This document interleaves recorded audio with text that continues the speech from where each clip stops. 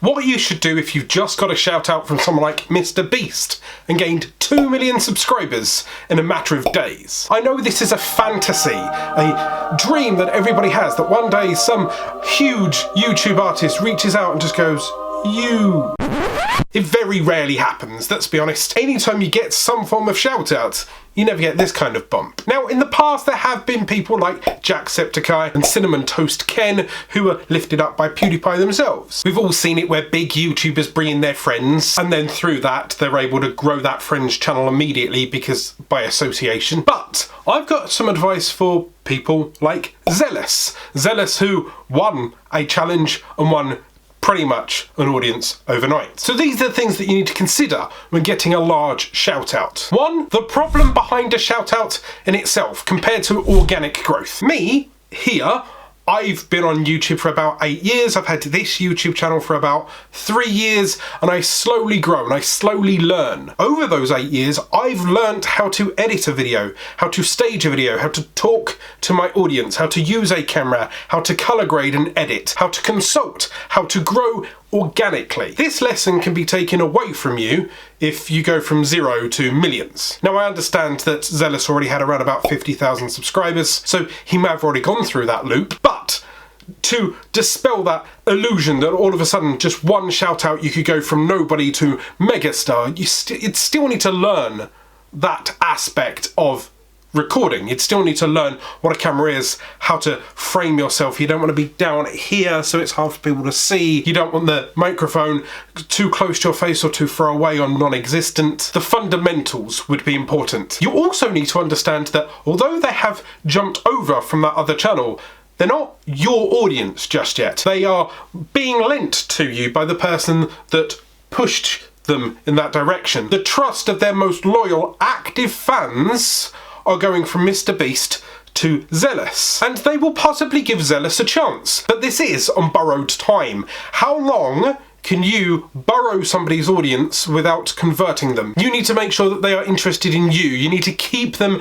entertained enough to convert them from a MrBeast fan into a MrBeast and Zealous fan. And this is the same for any shout-outs. The advantage here may be that because he was in a challenge and that they might have a similar audience, it may gel a bit better.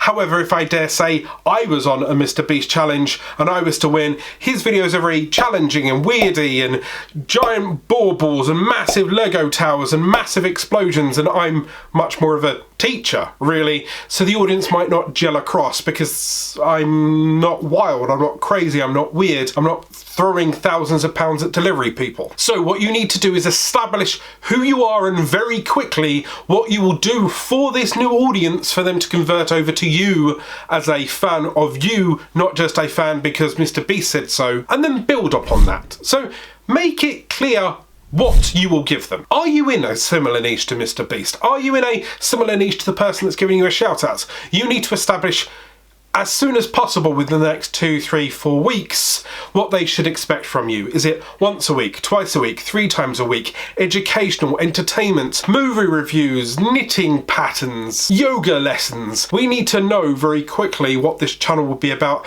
and whether or not it gels with us, your new audience from now on. Now, if Jimmy's wise, he would have possibly selected 4 people that had a chance of inheriting a good audience from him. That way, not only does he get the accolade of pushing 1, 2, 3, 5 million people somewhere as kind of a, well, that's what my shout out does, but also so he knows that the person is going to get value from standing and pointing at a box for 33 hours. I would highly suggest that you do not copy MrBeast. They've come from MrBeast to you, but that doesn't mean that you have to be MrBeast light. That doesn't mean you have to go off and become a slightly cheaper version of the original. You are not Diet Dr. Pepper to the Dr. Pepper. You are not Pepsi Max to the original Pepsi. You need to establish your direct niche, your direct audience, your specific, unique selling point that would keep them locked to you. Because if you only continue to be a cheap knockoff of whoever shouted you out, then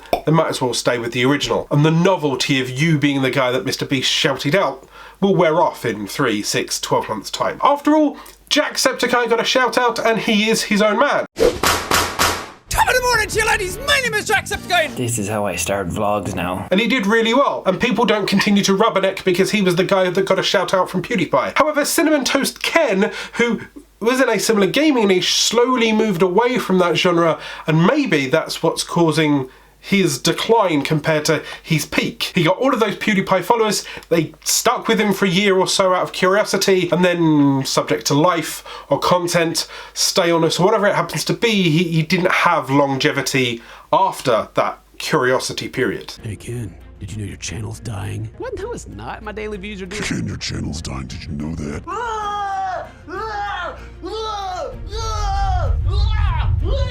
And that's how I feel when I go and read the comments lately.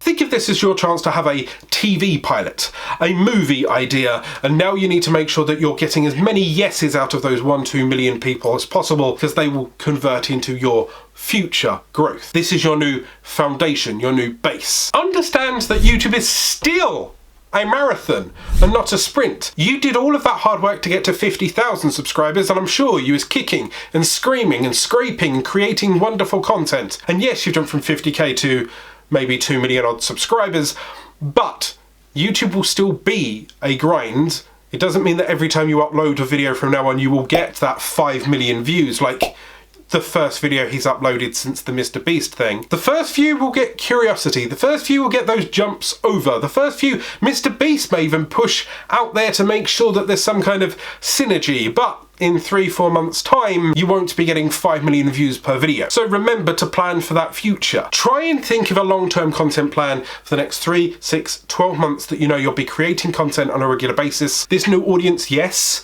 will give you the privilege of new eyes, new interest, maybe an influx of ad revenue, maybe an influx of sponsorship money, but I highly advise not to use that money just to kick back and go to the Bahamas. This isn't money to f*** off to Ibiza with. This is money to invest in a business, because this is your chance to turn this attention into a long-term thing that could support you in the future. If you blow this chance, you'll kick yourself in 2-3 years time when nobody gives a crap about you. So don't just go for the money.